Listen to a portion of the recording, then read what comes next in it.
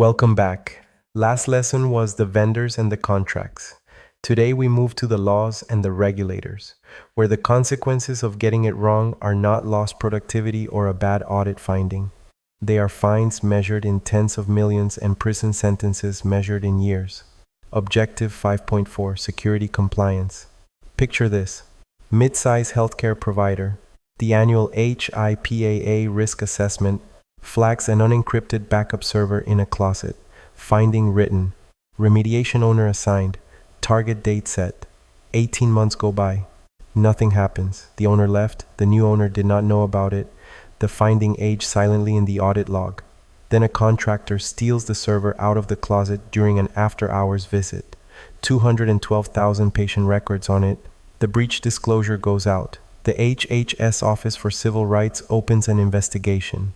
The investigation pulls the previous audit reports, including the one that flagged this exact server 18 months earlier.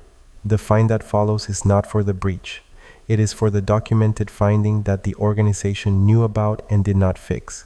That is what bad compliance looks like: knowing the gap, writing it down, and never closing it. The auditor's report becomes the prosecutor's exhibit. Today we fix that. Compliance is the process of adhering to laws, regulations, standards, and contractual obligations that govern how an organization protects information. Two flavors of reporting. Internal reporting, to management and the board. Security dashboards, compliance scorecards, audit findings. Helps leadership identify gaps and prioritize remediation. External reporting, submissions to regulators, auditors, business partners. PCI-DSS report on compliance, HIPAA attestation, SOC 2 reports. And here is a fact that catches people: failure to report on time is itself a compliance violation. GDPR requires breach notification within 72 hours. Miss the window and you get fined for the delay even if the breach was small. Now the regulations, rank them by penalty exposure because the exam loves the question, quote, which regulation has the highest fines, unquote. Number 1, GDPR, the General Data Protection Regulation. Fines up to 20 million euros or 4% of global annual revenue, whichever is higher. 4% of global revenue is a number that gets the CEO's attention. GDPR applies to any organization on earth that processes EU residents' personal data, not just EU companies, any organization, anywhere. Number 2, HIPAA, Health Insurance Portability and Accountability Act, protects PHI, protected health information. Civil fines run into the tens of millions for systemic violations, and HIPAA includes criminal penalties, up to 10 years imprisonment for willful violations. That is not a typo. Number 3, PCI-DSS, Payment Card Industry Data Security Standard. Not a law, a contractual requirement enforced by the card brands. Fines $5,000 to $100,000 per month, plus the bigger penalty, losing your ability to process credit cards. For a retailer, that is an extinction level event. Number 4, SOX, Sarbanes-Oxley, Public U.S. companies, accurate financial reporting. CEO and CFO personally attest under oath. Knowing false attestation is a criminal offense. Number 5, FISMA, Federal Information Security Management Act, U.S. federal agencies and their contractors. Number 6, FERPA, Family Educational Rights and Privacy Act, education institutions receiving federal funding. Protects student records, parental rights until the student turns 18, then the rights transfer to the student. Number 7, GLBA, Gramm-Leach-Bliley Act, Financial Institutions, Safeguards Rule plus Privacy Notice. Number 8, CCPA, California Consumer Privacy Act, California residents, right to know, right to delete, right to opt out of sale. Threshold-based, applies to businesses over certain revenue or data volume thresholds. PCI-DSS deserves a deeper look because it shows up frequently. 12 requirements organized around 6 goals. Goal 1, build and maintain a secure network. That covers requirement 1, install firewalls, and requirement 2, do not use vendor default passwords. Goal 2, protect cardholder data. Requirement 3, protect stored data. Requirement 4, encrypt data in transit. Goal 3, vulnerability management. Requirement 5, antivirus. Requirement 6. Develop secure systems. Goal 4. Access control. Requirement 7. Restrict access by need to know. Requirement 8. Assign unique IDs. Requirement 9. Restrict physical access. Goal 5. Monitor and test. Requirement 10. Track and monitor all access. Requirement 11. Test security systems regularly. Goal 6. Information security policy. Requirement 12. Maintain the policy. 12 requirements, 6 goals. The exam will hand you a scenario about cardholder data and ask which PCI-DSS requirement applies. Memorize the goals. The requirements fall out from there. GDPR deep dive because it is the heaviest tested privacy regulation. Applies globally to any org processing EU residents' personal data. 72-hour breach notification to the supervisory authority, not the data subjects. Confused candidates pick the wrong notification target on the exam. The 72 hours is to the regulator. Notification to the data subjects can come later if the breach is high risk to them. Fines, 20 million euros or 4% of global annual revenue, whichever is higher. Some organizations must appoint a data protection officer, a DPO, independent from the IT leadership, advising on GDPR compliance. 6 legal bases for processing: consent, contract, legal obligation, vital interest, public task, legitimate interest. Data subjects have 6 rights: access, rectification, erasure, portability, objection, restriction. Erasure is also called the right to be forgotten. Article 17. If you have ever sat through a GDPR kickoff meeting, you have heard the lawyers list these rights at least 3 times. Consequences of non-compliance.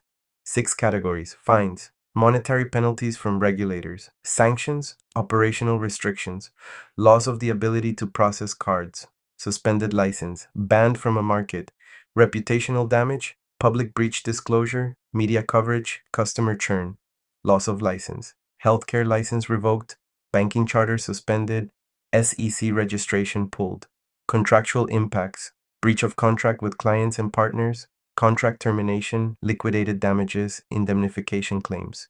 Criminal liability. For willful violations, individual employees and executives go to prison. The HIPAA criminal provision tops out at 10 years. The SOX criminal provision can put a CEO behind bars for false attestation. Compliance is not a paperwork exercise. The penalties are real, and the reputational damage often outlasts the fine. The fine is one news cycle. The customer trust loss is years. Anyone who has tracked breach disclosures knows the pattern. The stock takes a hit on the day of disclosure, recovers within months, but the customer churn keeps bleeding for the next 2 years. The fine is the price of admission. The reputational damage is the long tail. Compliance monitoring vocabulary. 4 words you must distinguish on the exam. Due diligence, proactive research before acting. Researching the law before entering a market. Due care, ongoing reasonable protective measures, continuously patching, training, reviewing. Attestation, formal signed declaration by an officer that controls are operating effectively. The CEO signs the SOX attestation. Acknowledgement, employee confirmation that they received and read a policy.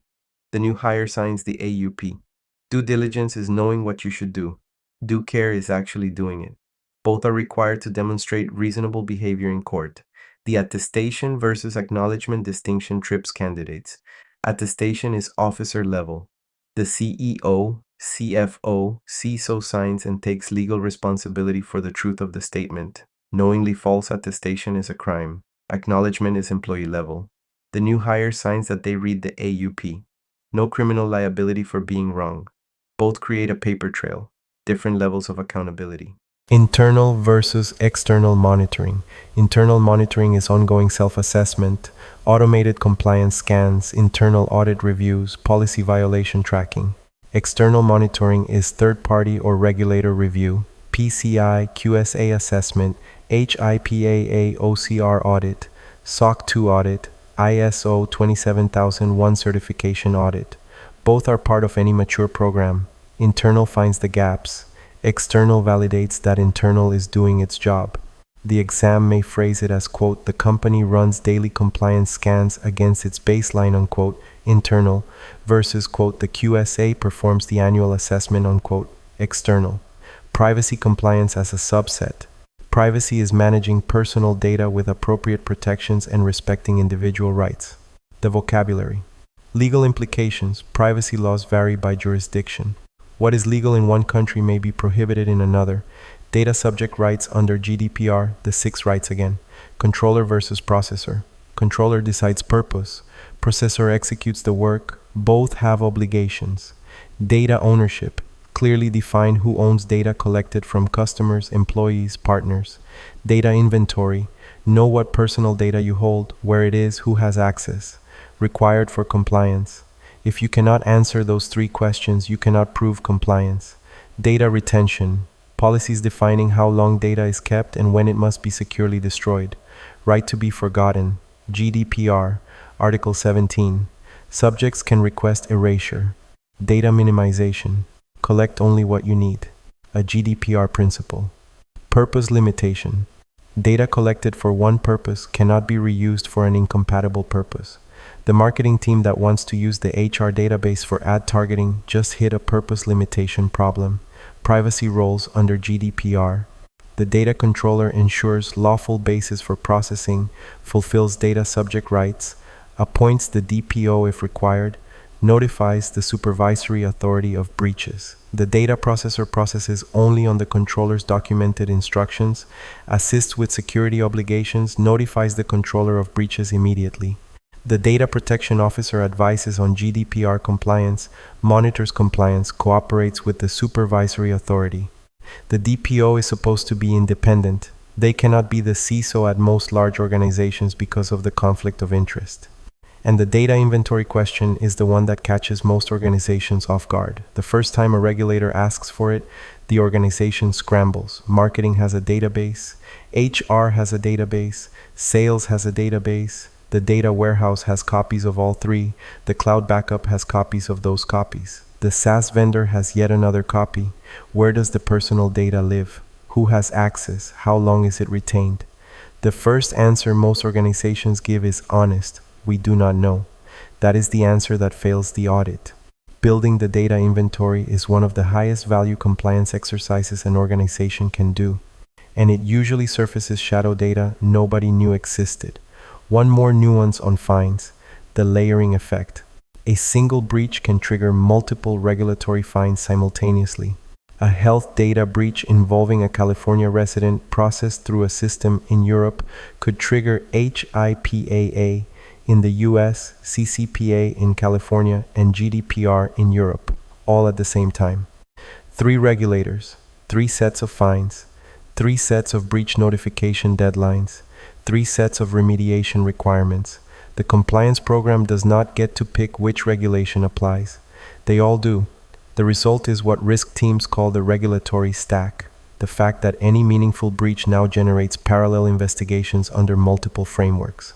And on data retention, the rule that catches organizations off guard. You cannot keep personal data forever just because it might be useful someday. GDPR requires data minimization and purpose limitation. Data collected for one purpose must be deleted when that purpose is no longer relevant. Marketing data collected for a campaign that ended 3 years ago should not still be in the database. The retention policy must define how long each category of data is kept, and the deletion has to actually happen, not just exist as a policy. The audit asks for evidence, cron jobs, deletion logs, proof that the retention policy is operating, not just documented. One more on attestation. There is a recurring pattern where the CEO signs the SOX attestation, the CFO co-signs, and both rely on the CISO's certification of the IT controls underneath. If the IT controls are weak and the CISO signed off anyway, the CISO has personal exposure. The signatures climb the chain. Each layer relies on the layer below. If you are a security leader signing one of those certifications, you are signing under penalty. Take it seriously. Verify before you sign. Document the basis for your signature. That is what defending an attestation in court looks like. One more nuance, the exam tests, the difference between a regulation and a standard. A regulation is law, written by a government, enforced by an agency, carries fines and criminal penalties. HIPAA, GDPR, SOX, FISMA. A standard is a benchmark, written by an industry body or contractual authority, voluntary or contractually required, enforced by certifying bodies or contract terms. PCI-DSS is technically a standard, not a regulation, but the contracts you sign with the card brands make it functionally mandatory. ISO 27001 is a standard. NIST. CSF is a framework. The exam will phrase the question carefully. Pay attention to whether the source is a government law or an industry body. And one more on the HIPAA rules. 3 of them. Privacy rule covers how PHI can be used and disclosed. Security rule covers the administrative, physical, and technical safeguards required to protect electronic PHI. Breach notification rule covers the timeline and process for notifying affected individuals and HHS of a breach. 3 rules, 3 different topics. The exam may ask which rule applies to a given scenario. Disclosure to a marketing partner. Privacy rule. Encryption of ePHI at rest. Security rule. Notification deadline after a breach. Breach notification rule. Quick recap as a checklist. 1. Internal reporting goes to management. External reporting goes to regulators and partners. 2. Failure to report on time is itself a violation. 3. GDPR fines top out at 20 million euros or 4% of global annual revenue, whichever is higher. 4. HIPAA protects PHI and includes criminal penalties up to 10 years. 5. PCI-DSS has 12 requirements organized around 6 goals. 6. SOX requires CEO and CFO attestation. Knowingly false is criminal. 7. FERPA protects student records. Parental rights until 18, then they transfer to the student. 8. CCPA applies to California residents and is threshold-based. 9. GDPR 72-hour breach notification is to the supervisory authority. 10. Article 17 is the right to be forgotten. 11. Due diligence is knowing your obligations. Due care is fulfilling them. 12. Attestation is officer signed. Acknowledgement is employee signed. 13. The controller decides purpose. The processor executes. The DPO advises and monitors. 14. Data inventory is required for privacy compliance. If you cannot answer where personal data lives, you cannot prove compliance. That is Objective 5.4. Compliance is where governance gets a price tag. Next up, Objective 5.5.